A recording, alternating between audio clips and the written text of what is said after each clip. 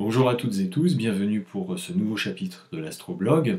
Que tous les souhaits qui vous animent vous portent vers les voies de réalisation qui vous sont à cœur. Donc bonne et heureuse année 2021 pour tout le monde, même si, voilà, d'un point de vue astrologique, sans vouloir être oiseau de mauvais augure ni trop pessimiste, l'année 2021 ne va pas être très très facile à vivre à bien des égards. Le contexte est révolutionnaire, très remuant, très bousculant. Comme j'en ai parlé à la fin de ma première intervention, ce contexte va avoir un impact sur le thème astral de deux personnalités de la vie politique française, le président de la République Emmanuel Macron et le Premier ministre Jean Castex. Voici le thème astral de Emmanuel Macron. Il a la Lune ici en Taureau, en maison 3. Voici le thème de Jean Castex.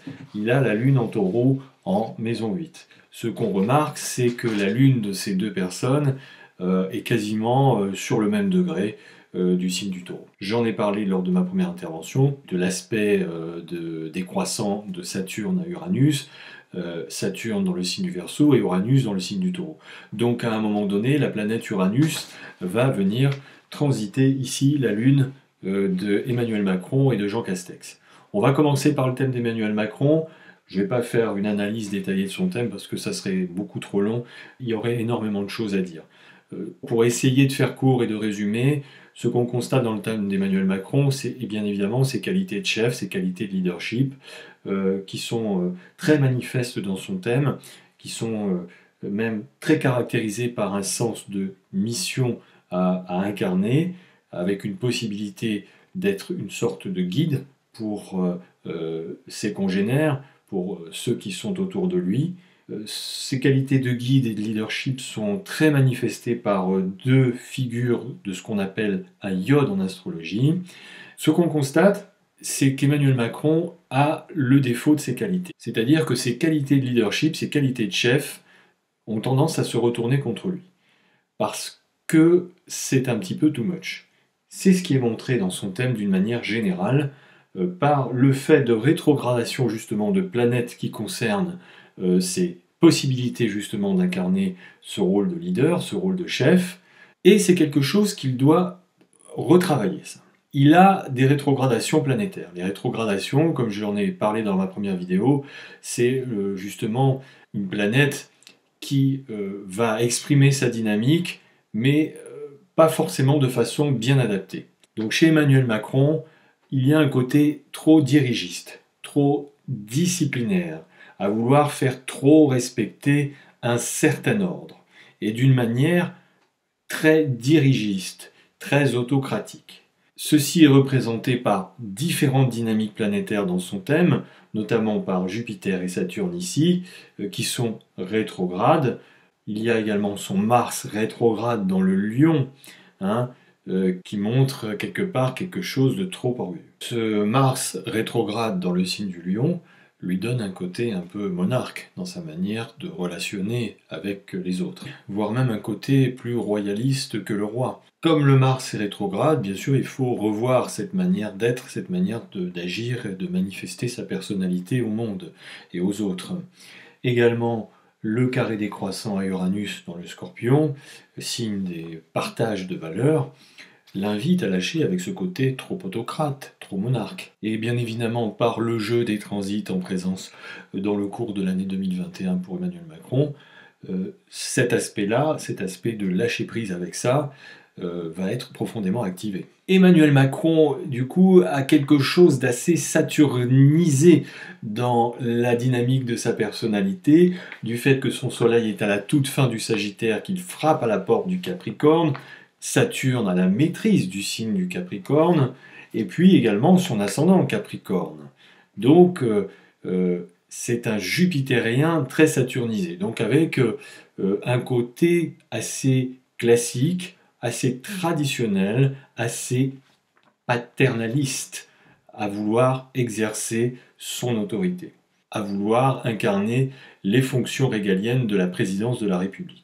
On a l'impression, quand on regarde son thème, d'un tout jeune homme enfermé dans une coquille, dans une carapace de vieille personne. C'est un jeune président, il vient de fêter ses 43 ans le 21 décembre dernier. On pourrait se dire qu'en tant que jeune homme, parce que c'est un jeune homme, il pourrait être assez moderne dans sa façon d'incarner la présidence de la République. Saturne, en astrologie sociétale, représente bien les systèmes de hiérarchie très structurés, très ordonnés, qui fonctionnent d'une façon assez verticale, pyramidale. Donc on voit bien la République, l'état de droit, la nation. Ce qui va se passer pour lui, c'est que tout ça va, poum, voler en éclats. Emmanuel Macron, sur un plan un peu mystique, ésotérique, je sais que ça va paraître un petit peu étrange, mais est venu ici pour incarner et déclencher un contexte révolutionnaire. D'ailleurs, c'est intéressant parce que l'ouvrage qu'il a édité au moment de sa campagne électorale s'appelle Révolution. C'est presque prémonitoire dans l'articulation de son thème astral. Révolution, je le rappelle, au sens étymologique du terme, c'est-à-dire de fin d'un cycle pour démarrer un cycle nouveau. C'est quelqu'un qui a besoin de cela pour aussi se révolutionner lui-même, se transformer lui-même et démobiliser des cristallisations, des rigidités trop saturniennes. Pour cela, il a cette possibilité uranienne. Du fait que son Soleil ici, encadré par Mercure et Vénus, est dans le secteur 11 du zodiaque.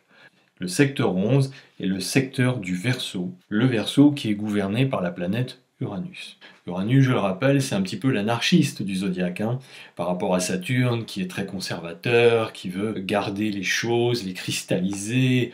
Uranus, il n'a ni Dieu, ni maître, ni chef. C'est le punk. Les qualités uraniennes, c'est de faire voler en éclats le passé, les choses enquistées du passé, pour pouvoir avancer, progresser et révolutionner un peu les choses. L'écueil uranien, c'est d'être le rebelle entêté, celui qui ne veut absolument pas écouter, qui veut en faire qu'à sa tête, et qui rejette systématiquement toute forme d'autorité ou tout conseil. Donc Emmanuel Macron, il a un peu des deux. C'est-à-dire que quand il est dans son versant trop autocratique, ce qui est ici dans son thème, à refuser d'écouter un peu ce qui se passe, à refuser ici d'écouter les humeurs de son environnement proche, de la foule des masses populaires, puisque la Lune, pour une personne publique, entre autres choses, incarne cela, incarne les publics. Donc l'environnement proche d'un président de la République, c'est ses congénères, c'est ses concitoyens, quelque part. Donc à refuser d'écouter un petit peu les doléances qui sont réclamées par les uns et les autres, eh bien il s'enferme un peu dans sa tour d'ivoire, dans ses convictions. Les qualités uraniennes qui sont aussi incarnées par son Verseau intercepté dans son secteur 1, qui travaille donc un peu comme un fichier cache, j'ai envie de dire, en sous-couche, eh bien c'est justement la capacité de pouvoir incarner la réforme, le changement, le progrès. Encore faut-il bien sûr s'entendre sur la nature des progrès. Vers quel avenir, vers quel futur possible les citoyens, les peuples, les foules, les masses populaires ont envie d'aller, et soi-même, du coup, est-ce qu'on a la capacité d'incarner cela, d'incarner une véritable, pour le coup, révolution humaine. Donc Uranus a un rôle vraiment d'individuation inscrit dans une projection de participation collective. C'est un peu le défi d'Emmanuel Macron dans son thème astral, déjà dans son thème de naissance. Je le répète, c'est comme si son énergie incarnait un contexte révolutionnaire pour démobiliser les choses et peut-être pour faire naître ses qualités de leadership beaucoup plus adaptées au contexte. Si on pousse un petit peu plus loin, quand on regarde le thème progressé d'Emmanuel Macron actuel, qu'est-ce qu'on constate? Eh bien, regardez, la présence du Soleil et de Vénus. Vénus ne quitte pas le Soleil, les valeurs vénusiennes sont attachées à la manifestation de la personnalité. Regardez où se trouvent le Soleil et Vénus actuellement, dans le signe du Verseau. Donc, dans son évolution en macrocycle, Emmanuel Macron, si je puis dire, est dans le signe du Verseau et également dans le secteur 11. Et aussi ce carré d'Uranus sur le Soleil et Vénus. Le Soleil et Vénus portent en elles l'énergie de carré croissant d'Uranus, ici dans le signe du Scorpion, donc du signe des partages des valeurs, de mise en commun des valeurs. Donc il y a ici tout à coup la véritable nécessité de changer de paradigme, de changer de modèle et d'être dans une dynamique véritablement progressiste. Le Verseau, lui, représente plutôt une horizontalité des pouvoirs. C'est-à-dire que tout le monde doit participer. C'est la démocratie participative. Donc Emmanuel Macron est vraiment dans une phase actuelle uranienne de révolution de sa personnalité profonde, de devoir totalement modifier, bousculer ses logiciels de pensée, ses manières d'être, à la fois en tant que président de la République, mais aussi et surtout en tant que son évolution en tant qu'être profond. Il va avoir dans le cours de son année une figure qu'on appelle le grand carré cosmique. Avec Saturne, Jupiter dans le signe du Verseau, donc quelque part on voit bien ici ces deux planètes qui gouvernent l'expression, la manifestation de sa personnalité à Emmanuel Macron, qui rentre dans le signe du Verseau, qui vient bousculer le statu quo, le démobiliser dans ses certitudes, dans son logiciel de pensée. Ici, ses convictions, ses postures intellectuelles vont être profondément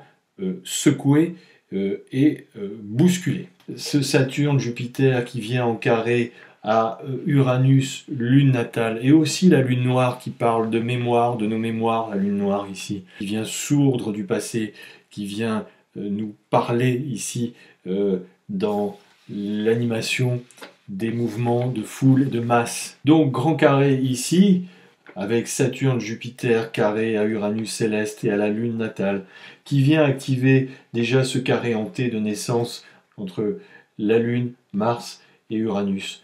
Donc c'est un moment vraiment très agité qui attend Emmanuel Macron d'un point de vue astrologique.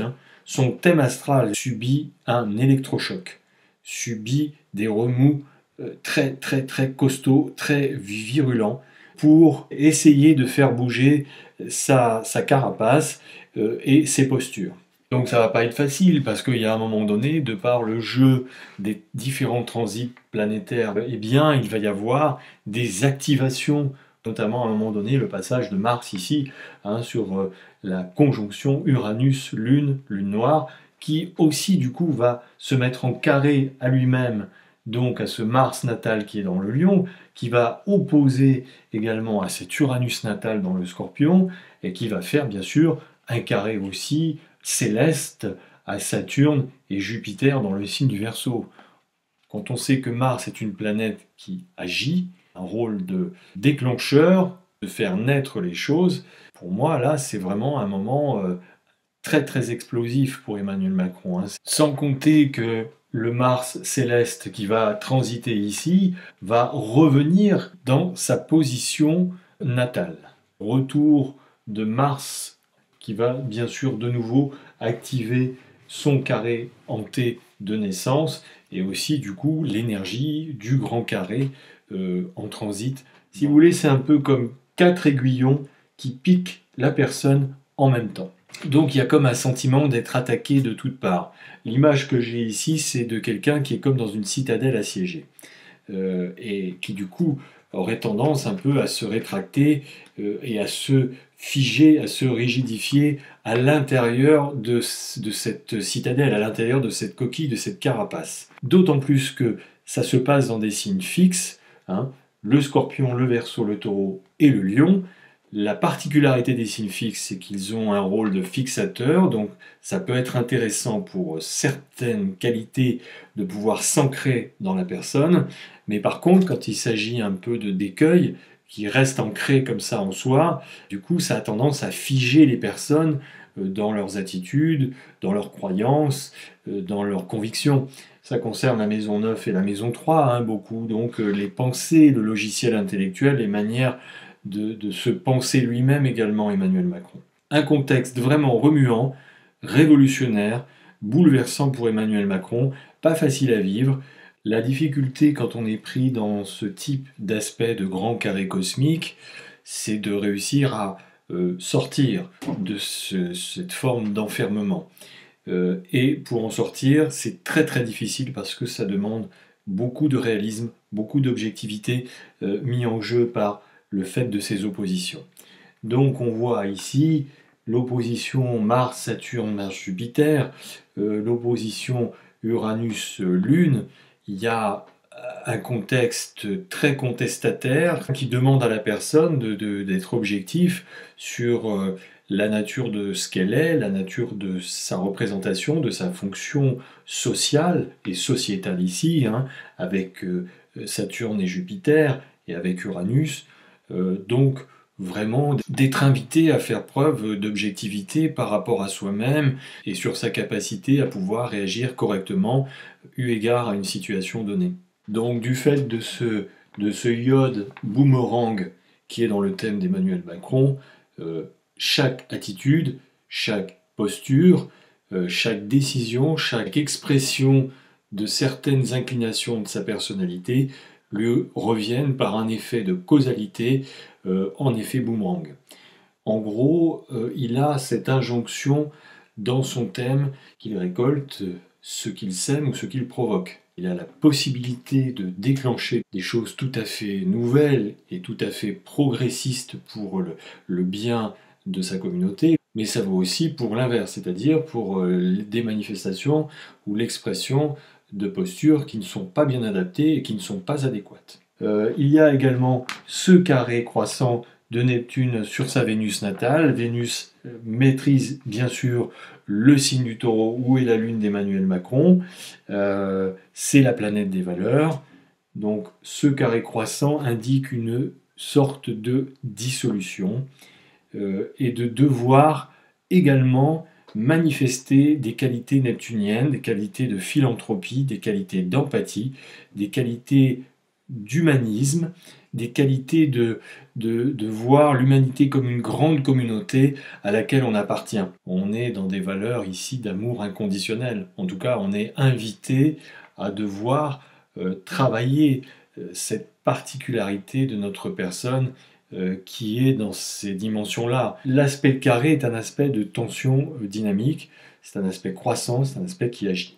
Pour moi, ici, si vous voulez, la personnalité d'Emmanuel Macron, ce qu'il représente, ce qu'il incarne, est frappé par un tsunami, par un raz-de-marée géant qui risque de l'emporter, qui risque de le dissoudre. Neptune a aussi la particularité d'agir comme un dissolvant de l'ego, ou en tout cas des écueils de l'ego. L'ego est nécessaire, c'est ce qui nous singularise tous les uns des autres, c'est ce qui nous permet aussi de faire valoir nos talents, mais comme son nom l'indique, il peut y avoir de l'égoïsme, de l'égocentrisme. Donc Neptune est là pour dissoudre cet ego quand il se rigidifie trop et quand il est trop autocentré. Tout le contexte de l'année 2021 en relation avec le thème d'Emmanuel Macron est un défi de sa personnalité. La personnalité ici est en quelque sorte dissoute du fait d'un contexte justement particulier, d'un contexte assez raz-de-marée. Pour moi, d'un point de vue astrologique, du fait de la mécanique des transits célestes de l'année qui vient et aussi de la nature du thème, Emmanuel Macron devrait être profondément contesté dans la légitimité d'exercer la présidence de la République. Emmanuel Macron est un peu au carrefour de deux mondes. C'est vraiment un tournant fondamental dans la destinée d'Emmanuel Macron. Entre nous soit dit, on ne va pas se voiler la face, ce grand carré cosmique est un moment très délicat à vivre pour Emmanuel Macron. Certes, c'est un moment possible d'évolution, comme je le redis, hein, de révolutionner sa personne avec cette dynamique verso, dynamique uranienne, mais ça ne va pas se faire tout seul et il va être mis au défi. Hein. Son autorité, pour moi, va être contestée concrètement. Ici, c'est un divorce entre lui et l'opinion, ou certaines opinions. Emmanuel Macron, quelque part, va incarner cette figure symbolique de l'aspect décroissant de Saturne à Uranus, ce dernier quart dans lequel nous allons entrer, qui demande à la fois de profiter de l'expérience saturnienne et donc de tenir compte de la richesse de ces expériences, et en même temps de lâcher prise avec ça, de ne pas rester dans l'expérience, de ne pas rester dans le passé, et d'avancer, d'aller vers le futur, et d'être dans des perspectives vraiment nouvelles, en adéquation avec les exigences de l'évolution nécessaire des sociétés pour demain. Donc il va être un peu tiraillé entre l'ancien et les futurs. Les planètes, bien entendu, inclinent, mais ne décident pas. Donc, quelle réaction va adopter Emmanuel Macron par rapport à un certain contexte qui risque de se mettre en place à partir de la deuxième quinzaine de janvier? Il est au carrefour de sa destinée, de décisions à prendre et d'attitudes à adopter par rapport à une situation donnée. C'est à lui de prendre en main sa destinée, de faire ses choix pour son évolution future. Pour Jean Castex, le thème astral est un petit peu différent. On voit ici une personne qui est très traditionnaliste. Soleil en Cancer, on voit quelqu'un qui est issu d'une lignée, d'une tradition, qui a grandi dans une famille où on perpétue un peu des traditions familiales, on est porteur d'une certaine ascendance. Ce qui va se passer pour lui, bien sûr que, comme pour Emmanuel Macron, il va subir cette dynamique planétaire d'Uranus qui vient transiter sa lune natale et qui va le confronter à un contexte révolutionnaire également, qu'il porte déjà dans son thème du fait d'Uranus, Pluton ici. C'est un petit peu le désordre organisé, Uranus-Pluton dans le signe de la Vierge. Ça correspond bien entendu à la grande époque d'après-guerre, des années 60 aux années 70, 75, d'une grande période révolutionnaire à bien des égards, sur le plan culturel, sur le plan politique. On peut retrouver bien entendu la révolution de 1968, qui a concerné la France, mais pas seulement. Ce contexte révolutionnaire a touché le monde entier. Jean Castex est un peu dans cette typologie de personnes. On est le digne héritier d'une certaine ascendance, on va incarner cet héritage-là d'une manière très classique, très traditionnelle. Jean Castex, dans une moindre mesure, mais aussi va être impacté, et lui surtout par Neptune, qui vient transiter son Saturne natal, qui est dans le signe du Poisson. Donc Neptune est chez lui, dans le signe du Poisson. Saturne, c'est le maître des fondations de la personnalité de Jean Castex, le Capricorne. Donc c'est pareil, on voit ici ce côté un peu parfois trop arbitraire dans certaines situations, dans certaines conditions de la part de Jean Castex. Donc Neptune, en passant sur ce Saturne-là, va bien sûr activer aussi ce carré en T qui est dans son thème natal et qui le met en confrontation avec un contexte remuant. J'ai l'impression, si vous voulez, que ça se manifeste comme une marée montante humaine qui prend tellement d'envergure que c'est très très difficile de résister à cela, à moins de faire preuve d'une autorité assez extrême pour réaffirmer la légitimité de sa fonction et réimposer un ordre. Mais ce faisant, on risque de mettre en porte-à-faux les grands principes de la République. C'est pas trop dans la nature de Jean Castex de faire cela. C'est un républicain convaincu. Ok, certes, il y a un côté un peu discipliné à faire respecter les choses et à incarner un certain ordre. Mais à contrario d'Emmanuel Macron, qui a ce côté un peu chef, parfois autoritaire, Jean Castex, c'est pas trop dans sa nature. Ok pour respecter et faire respecter l'ordre, mais jusqu'à un certain point. Pas jusqu'à enfreindre les choses qui sont traditionnelles et qui sont quelque part des piliers et des valeurs fondamentales aussi dans sa lignée familiale. Jean Castex n'est pas quelqu'un qui a envie de trahir la mémoire de ses ancêtres, de ses aïeux, qui peut-être ont participé à justement l'élaboration de ces valeurs républicaines. Réaction peut-être, mais jusqu'à un certain point. Si ça va trop loin, c'est quelqu'un qui dira non et qui préférera s'en aller. On voit ici une personne pareille qui est impactée par un tsunami, par un raz-de-marée, et il est dissous. Il subit ici une dissolution de sa personne profonde, de ses convictions profondes.